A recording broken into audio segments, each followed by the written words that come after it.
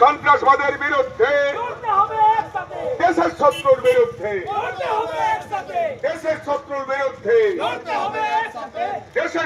বিরুদ্ধে জাতীয় সংহতির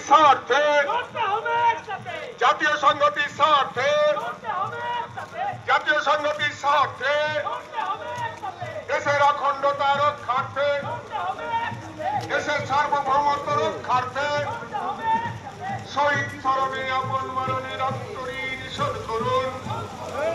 আজকে কর্মসূচি বলতে আমরা সিমলাপালের অধিবাসী বৃন্দ আজকে আমরা ভারতীয় এই মঞ্চ তৈরি করে আমরা আমাদের বীর সেনা যারা অপারেশন সিন্দুর করে সন্ত্রাসবাদীদেরকে প্রবল ধাক্কা দিতে সক্ষম হয়েছেন তাদের প্রতি সমর্থন এবং যারা শহীদ হয়েছেন তাদের পরিবারের প্রতি সমবেদনা এবং পহেলগাঁওয়ে যে 22 এপ্রিল নিরীহ ভারতবাসী কয়েকজন মারা গেছেন সন্ত্রাসবাদীদের জঘন্য আক্রমণে, নারকীয় আক্রমণে, তাদের পরিবারের প্রতি সমবেদনা জানার জন্যই আমরা আজকে রাস্তায় নেমেছিলাম।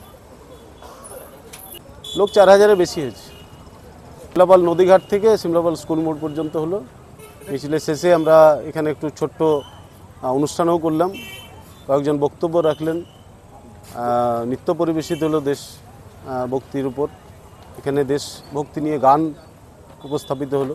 মিছিলে শিক্ষকরা ছিলেন, ডাক্তার ছিলেন, ব্যবসায়ীরা ছিলেন, সাধারণ কৃষকরা ছিলেন, মায়েরা ছিলেন, ছোট ছোট কচিকাচারা ছিল, আপামর সিমলাপাল ব্লকের অধিবাসীবৃন্দ।